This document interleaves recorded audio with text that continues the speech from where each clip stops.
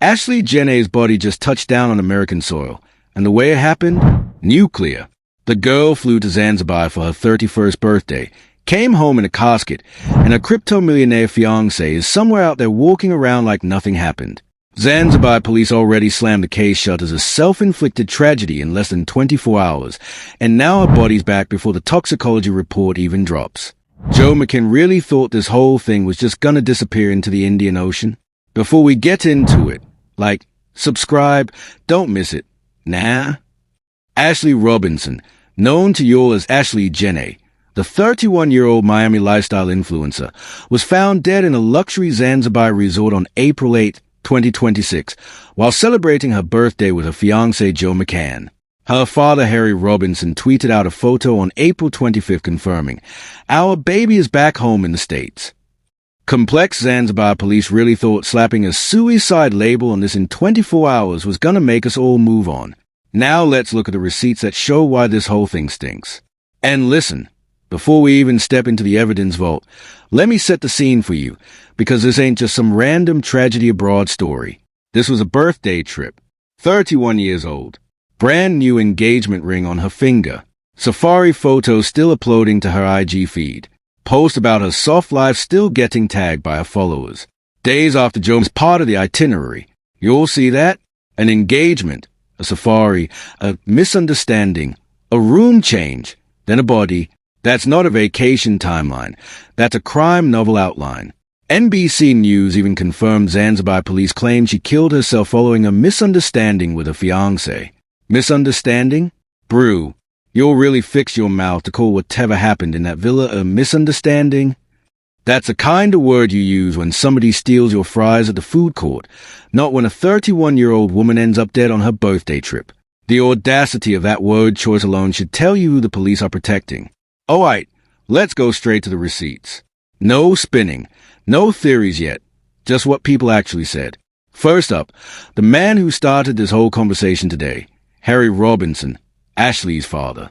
On April 25th, 2026, he tweeted out that picture with a caption, "Our baby is back home in the States." 7 words. That's it.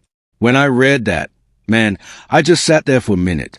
Because behind those 7 words is a 31-year-old woman who flew out for a birthday trip and came back in a box. Instagram, Harry Robinson. And before that tweet even hit, this same man, a grieving father, had already launched a GoFundMe with a $50,000 goal to cover travel, funeral arrangements, and investigation costs. Read that twice. Investigation costs. A father is fundraising to investigate his own daughter's death because the foreign police already gave up. That sentence right there should make every American freeze. The state failed her. The resort failed her. The fiancé failed her. So now her family is passing the digital collection plate just to get the truth. That's where we at as a country. Then we got Savannah Britt, one of Ashlee's closest friends who's been holding the line on this case from day one. She retweeted Harry's post and added, "Ashlee's body has been returned to the United States.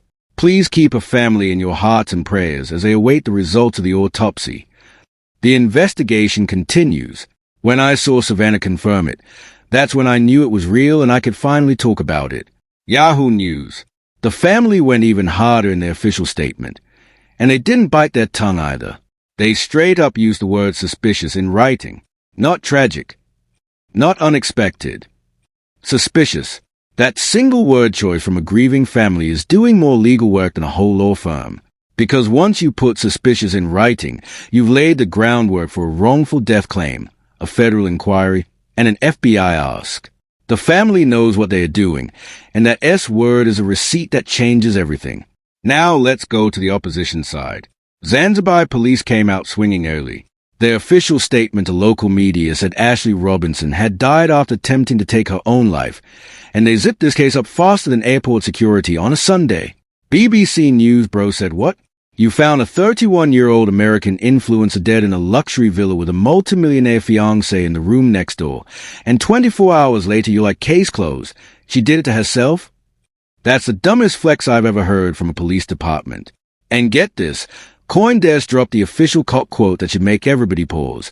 Police say Robinson, 31, died by suicide after a heated dispute with McCann at the Zanzibar resort, but her family disputes at conclusion.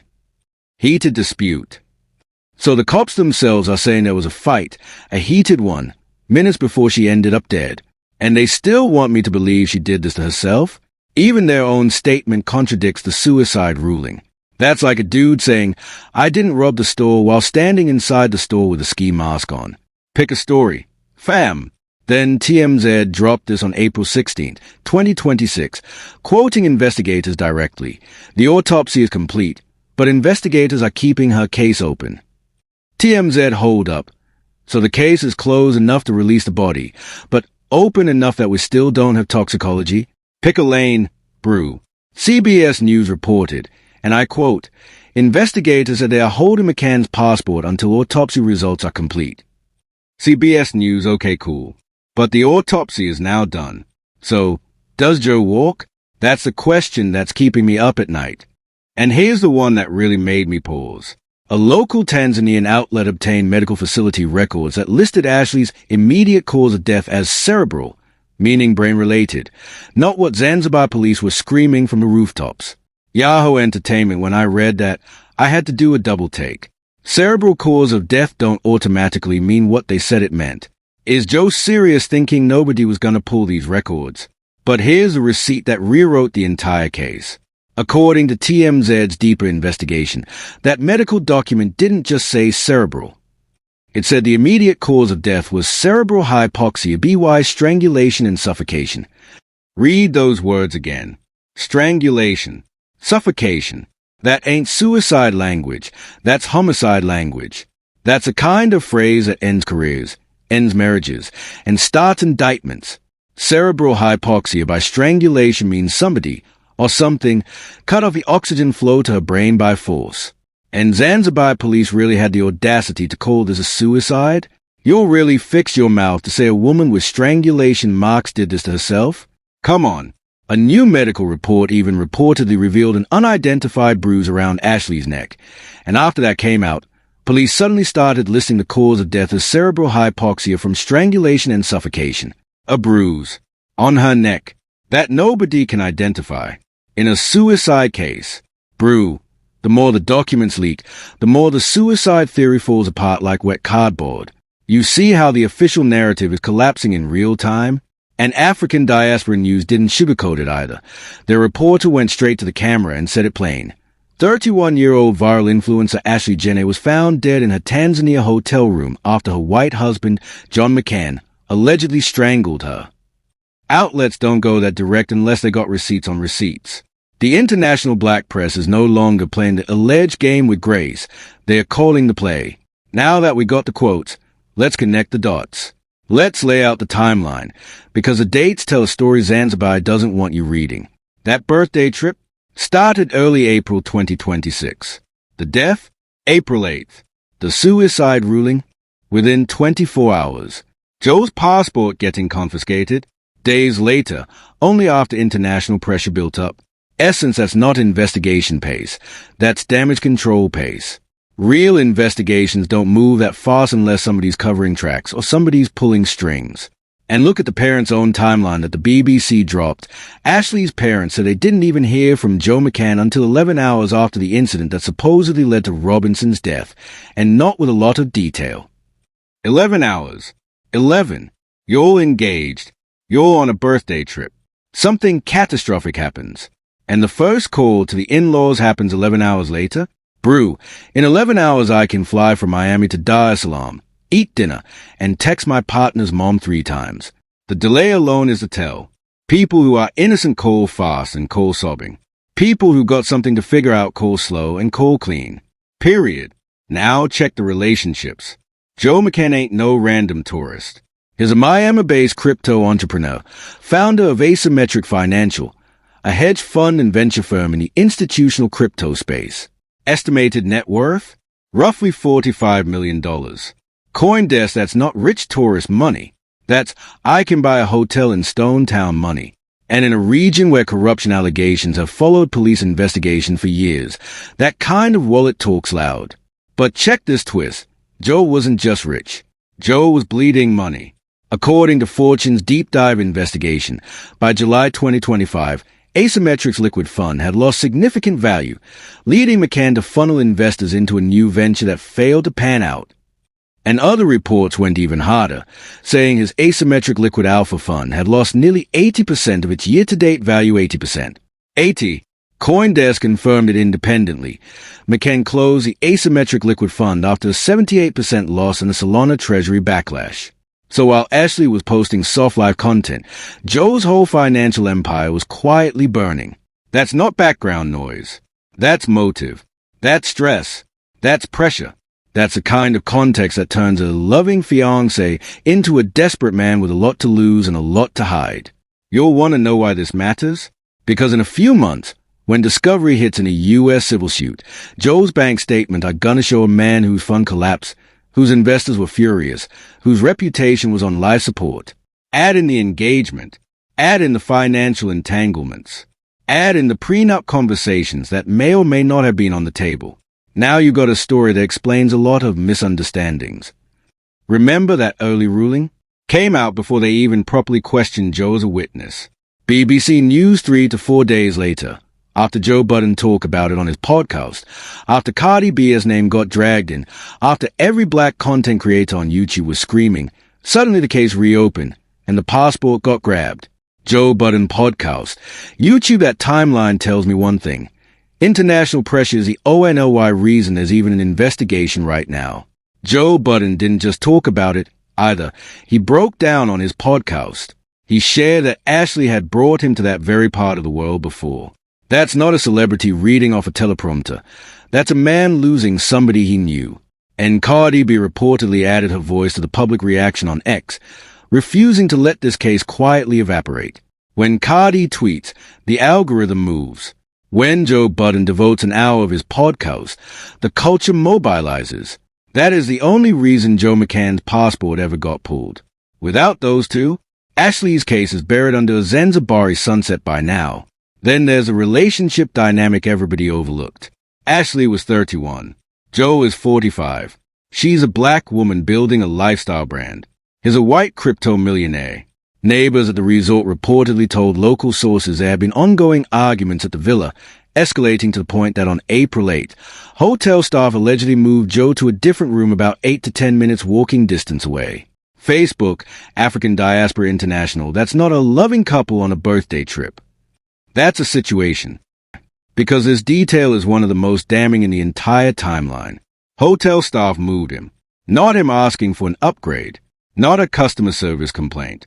Hotel staff physically relocated a paying guest because the situation in that villa got loud enough that random employees made an executive call. You'll know what kind of fight has to happen in a luxury resort for hotel security to step in and move you. This isn't a, we had a little disagreement energy. This is a, we had to call somebody before a felony happens energy. And it happened hours before Ashlee was found dead. Hours. That second room dropped right when the situation got loud enough that staff intervened. So Joe really thought relocating one villa over was gonna give him an alibi? Brew. Any smart person would have waited a beat before catching a different room. Joe didn't think this through. And here's the industry context nobody's talking about. Zanzibar has been pushing for crypto-friendly regulation, even floating talks of a crypto city. YouTube, Fugitive TV, now you got a major institutional crypto player with $45 million sitting in a room next to a dead American woman? You really think the local government wants that headline going global during their tech investment push? Nah, fam. The motivations to bury this case quietly are stacked higher than the resort itself. And it's not just talk anymore. Zanzibar has officially approved the construction of a $1 billion junior cyber city specifically targeting digital nomads, crypto investors, and offshore tech money. The president allocated a 30-year land concession on a 71-hectare site to operate as a special economic zone with crypto-friendly rules. Bloomberg even covered the initiative. Zanzibar's GDP is projected to grow 7.3% in 2025, driven by tourism, construction, and tech. So let me paint a picture.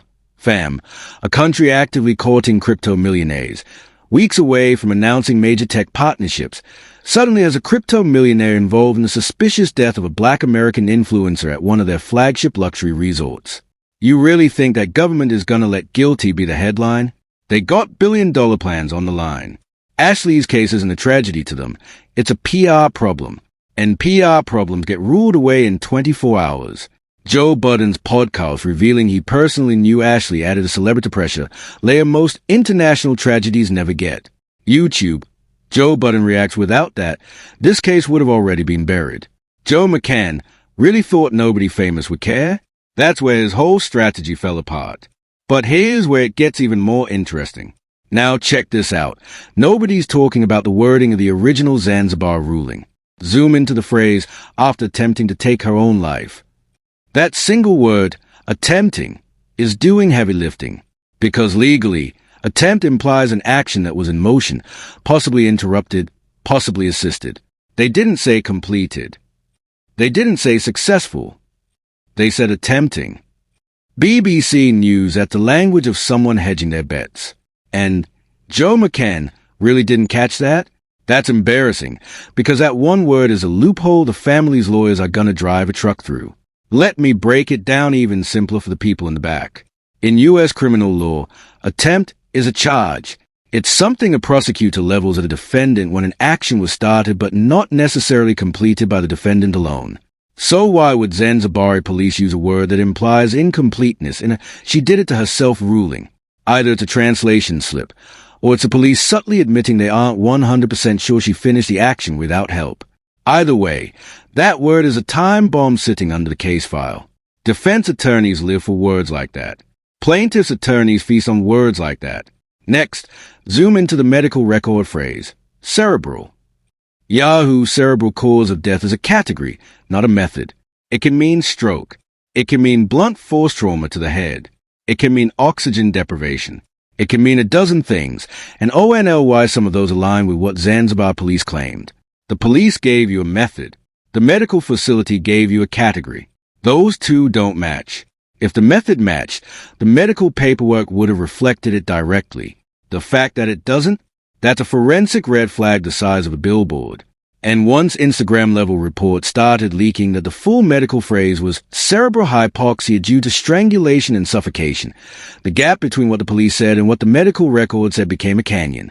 You can't have a self-inflicted strangulation in a luxury resort villa where staff just moved your fiancé out hours earlier and not have somebody asking serious questions.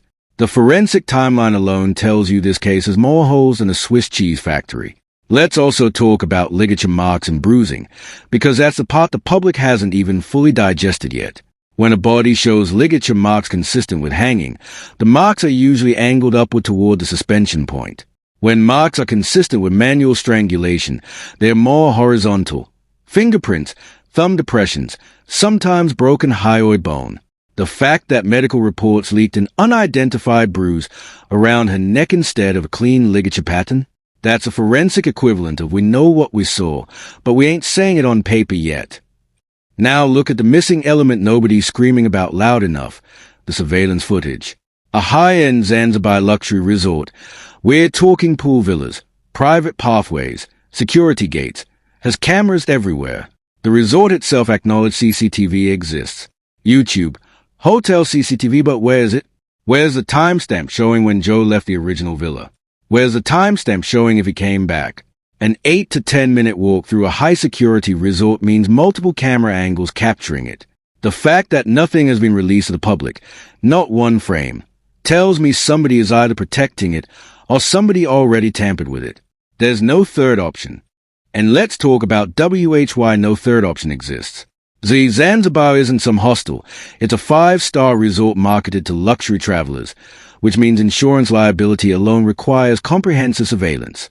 Front desk camera, lobby camera, pathway cameras, bar or restaurant cameras, beach access cameras, likely private entrance cameras for each villa. In any normal case, that footage gets handed over to investigators within 12 hours. Here, crickets. 2 weeks of crickets. Which means one of three things. 1. The resort is sitting on it because it's damning to a high-net-worth guest. 2. The police have it but won't release it because it contradicts their suicide ruling. Or 3. It's already been lost. Pick your poison. None of those options favor Joe McCann. And Joe thought that detail wasn't gonna matter. If he had half a brain, he would have noticed that hotel cameras would log his every move before making whatever moves he made. That's a problem with these crypto bro types. They think money is the same as a clean exit. One more piece. The keycard data. The keycard system tracks when Joe entered the second room. Cool. But windows and back doors don't get keycard logs. Facebook, African Diaspora International, the original villa potentially had unlocked access points facing the back. So the keycard alibi only proves where Joe didn't use a card, not where he physically was. That's like saying you didn't drive a car because you didn't use the key fob. Come on, brew. And here's a kicker on the keycard angle most people miss. Luxury villas at properties like Zanzibar are designed for privacy, which means many have private gardens, private pools, beach-facing patios, and side gates. None of those access points trigger the keycard system. So if Joe walked back to that original villa from the outside, through a beach path, around the back, through any unlocked patio door, there'd be zero keycard log of it. His alibi only works in front door scenarios, not in side entrance scenarios, not in beach access scenarios, not in window scenarios. The keycard alibi is paper thin once you understand how these resorts are physically laid out. And let's add ONE more forensic kicker, the timestamp of the 911 equivalent call. Or rather, the lack of one. Most reports don't show a clear distress call from Joe to the resort or local emergency services in those critical minutes. 11 hours before he called Ashlee's parents. How long before he called for help in the room? If it's longer than the time it takes a body to enter post-mortem rigor signs, then by the time staff arrive, the medical timeline already contradicts a moments ago suicide story. The longer Joe waited to call, the more the cell tower pings, the Wi-Fi logs, and the resort's internal systems are gonna flip on him in discovery. Now let's see how the media covered this. The way different outlets framed this story is wild, and tells you who's playing it safe versus who's leaning in. The BBC framed it as a clinical international incident, partner being questioned, no arrests, police initially ruling self-inflicted. Very British, very neutral, very we're not pointing fingers. BBC News their interpretation, witness, not suspect. Cool, BBC. But witness don't usually have their passport confiscated, sis. CBS News went even more direct, running the story as family demands answers after New Jersey influencer dies in Zanzibar. That headline framing is critical because it puts a family at the center of the story, not the police. When a major American outlet centers a family's demand for answers, they are subtly broadcasting that they don't trust the official ruling either. CBS doesn't put demands answers in a headline if they think the case is closed. NBC Philadelphia followed suit, framing it the same way, family seeking answers. When the local media in her home state amplifies a "we don't believe the official story" angle, that's politicians' offices opening cases. Complex went a different direction, leaning into the family's perspective, the GoFundMe, the financial weight of bringing a body home from East Africa. Complex their framing painted this as a black family fighting for visibility in a system that already made up its mind. That framing matters because remember what the medical paperwork said? Yeah, cerebral hits different when you read Complex's coverage right after. Essence came in hard with a pro-family angle, calling out the fact that Joe was being held while the ruling was still suicide. Essence their interpretation? Why hold a witness? Their spin made the contradiction obvious without saying it directly. Subtle but lethal. Then EUR Web straight up went there, headline reading "Family Rejects Suicide Ruling."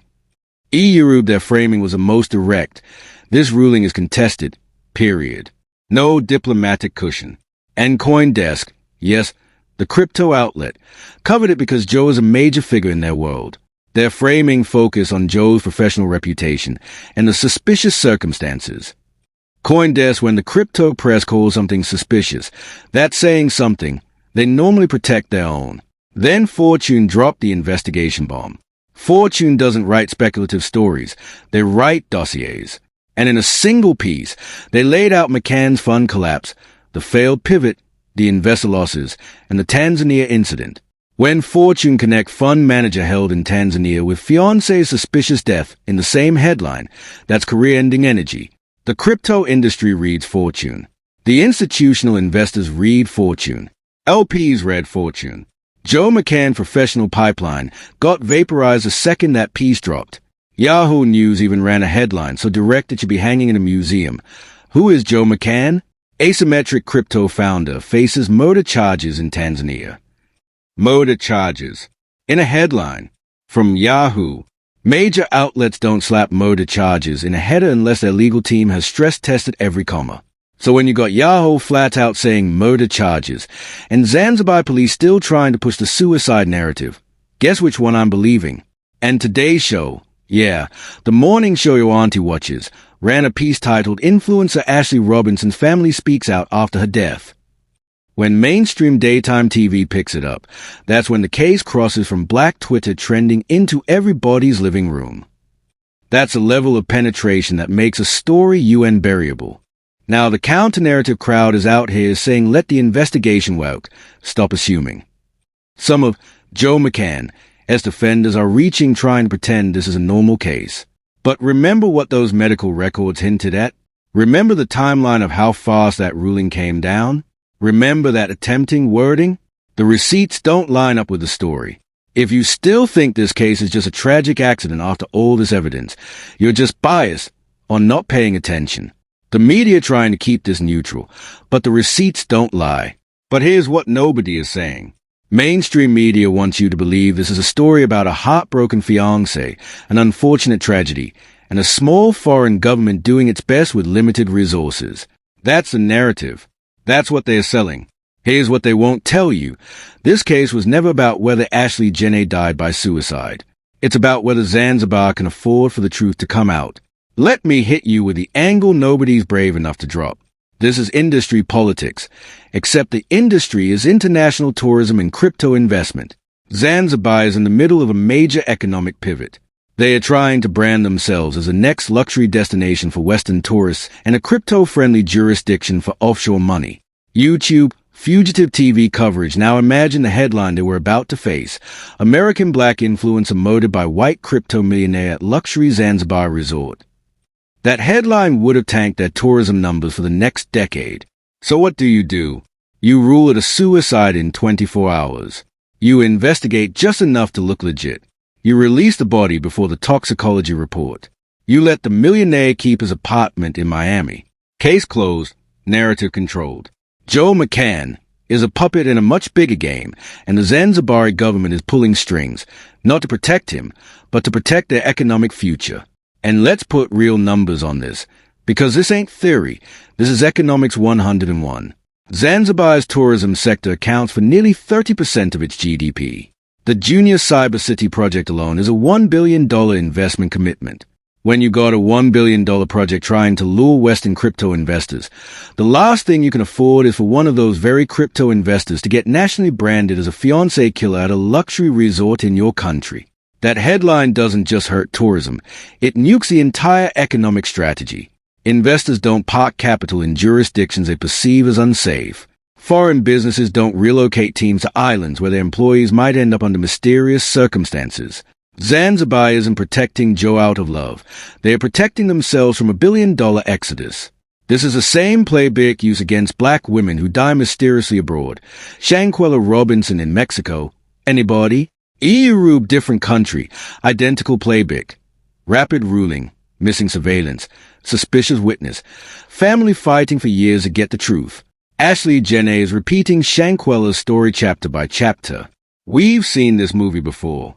We know how it ends if there's no pressure. Anyone defending this current investigation is on the losing side of history, period. And let me put receipts on the Shanquella comparison so you'll see it ain't speculation. Shanquella Robinson, 25 years old, went to Cabo with so-called friends in October 2022. She was found dead. A video surfaced showing one of those friends beating her. Mexican authorities issued an arrest warrant. The U.S. never extradited. No federal charges were filed. Years passed. The wrongful death case is still being litigated in 2025. A federal judge in Charlotte was just hearing motions on whether the case should be heard in the U.S. or Mexico. Wikipedia even has a permanent entry titled Killing of Shanquella Robinson. 3 years later, the family is still fighting for accountability. 3 years. Now overlay that pattern onto Ashlee Jenae and tell me with a straight face that her family's gonna get justice in 6 months without sustained pressure. The Shankwella playbook is a cautionary tale, and Ashlee is a sequel the system is trying to write. Word in Black even did a whole piece called Are Black Women Safe? The Shankwella Robinson Effect. That's the cultural framework Ashlee's case is unfolding inside of. And here's a part that's gonna make some of y'all uncomfortable. Remember those medical records I told you about earlier? The ones that said cerebral? That little detail isn't just a forensic clue, it's a time bomb. Because once that document hits an American court via civil suit, it doesn't matter what Zanzibar police ruled. American courts can subpoena, depose, and compel testimony. The fact that her body is back here, on U.S. soil, means the FBI, Department of State, and U.S. Attorney's Office all have legal pathways to get involved if pressure is applied. CBS News the reason her body got released so fast wasn't kindness. It was Zanzibar trying to wash their hands before the U.S. legal system could even smell the scent. And let me add one more layer, because I see the move before they hit. Once Ashlee's body is on U.S. soil, the family can authorize a second, independent autopsy. American forensic pathologists.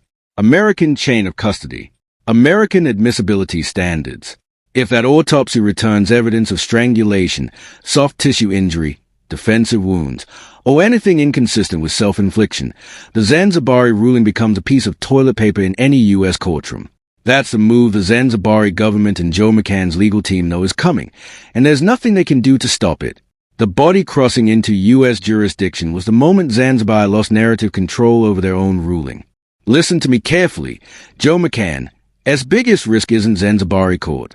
It's a U.S. civil suit funded by black celebrity money. Joe Budden, Cardi B, the Outlaw Nation, the entire black media ecosystem rallying behind a GoFundMe-style legal war chest. Joe Budden podcast, that's the nightmare. Because in a U.S. civil court, you don't need beyond reasonable doubt. You need preponderance of evidence.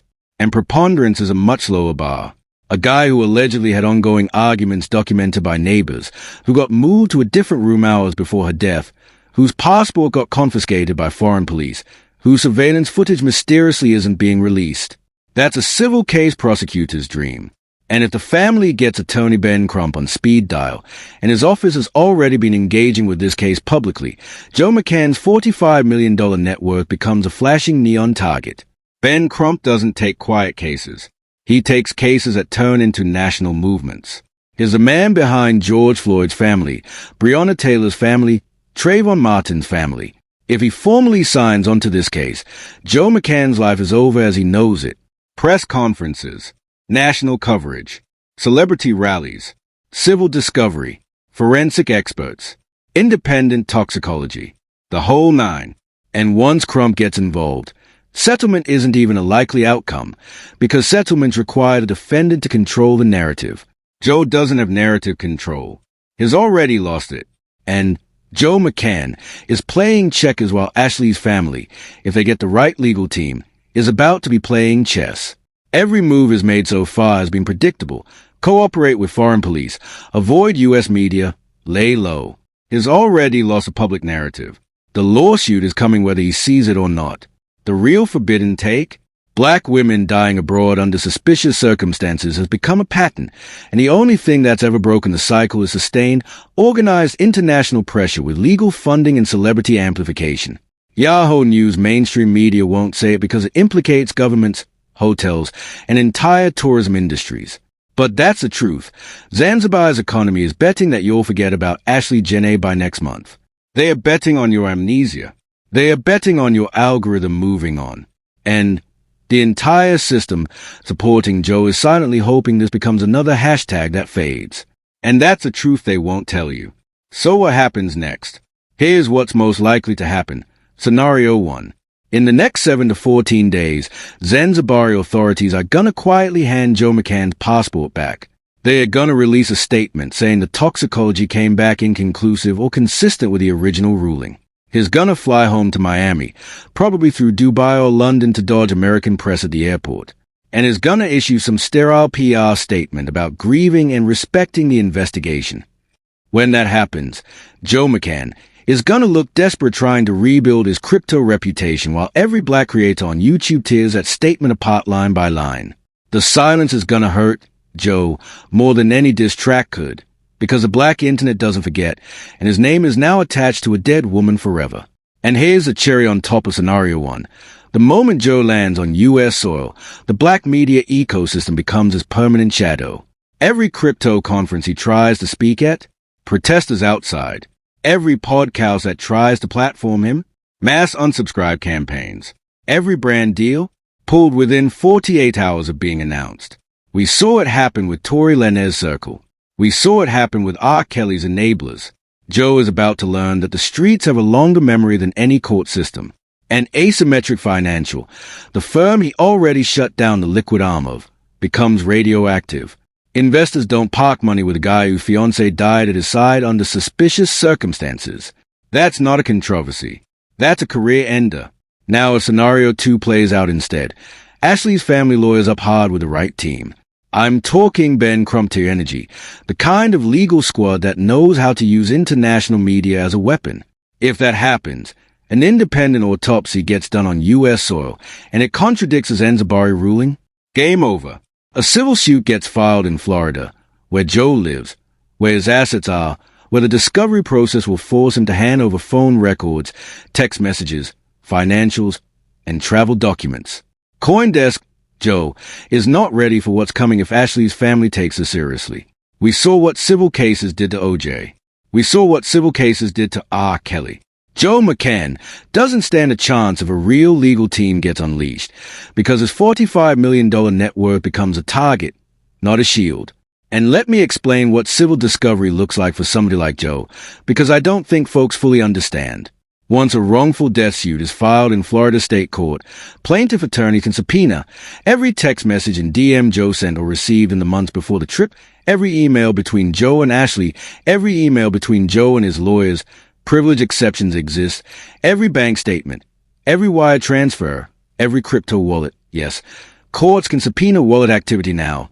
Every flight booking, every hotel record, every WhatsApp backup, every Apple or Google location history. Joe McCann's entire digital life becomes evidence. A man whose hedge fund just collapsed. A man who allegedly had heated arguments documented by neighbors. A man whose passport got pulled by foreign police. You think his texts are squeaky clean? You think there's not any message that looks ugly under cross-examination? The discovery process alone is gonna be a horror movie for him. And here's the wildest scenario. Scenario 3, the long-term cultural impact. Looking at the bigger picture, this case is gonna become THE template for how Black America handles deaths abroad going forward. After Shanquella Robinson, after Ashlee Jenae, the community is building infrastructure. GoFundMes for legal funds. Content creators acting as pressure mechanisms. Celebrities like Cardi B and Joe Budden using their platforms to amplify cases that would have been buried 10 years ago.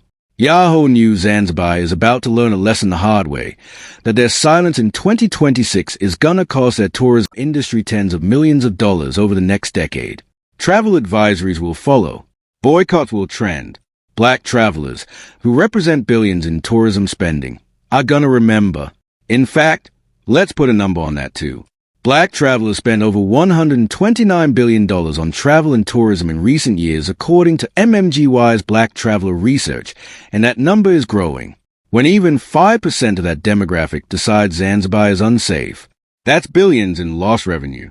And the Junior Cyber City project, that's selling Western investors on Zanzibar being a safe jurisdiction for crypto money. But how do you market safe jurisdiction when the headline last year was Black American influencer found dead at luxury resort under disputed circumstances? You don't. You can't. The marketing collapses on itself. Zanzibar's economic ambitions just hit a Ashlee Jenae-shaped wall, and most of their officials don't even realize it yet.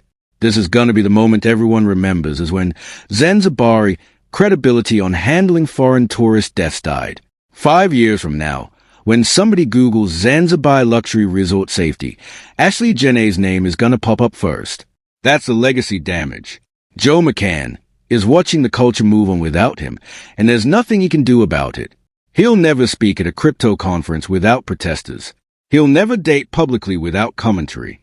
He'll never escape the question that's gonna follow him for the rest of his life. What really happened in Zanzibar? And let's add scenario 4, the wild card nobody's considered. Tanzania has an ongoing diplomatic relationship with the United States. The State Department has been increasingly vocal about American citizens dying abroad under suspicious circumstances.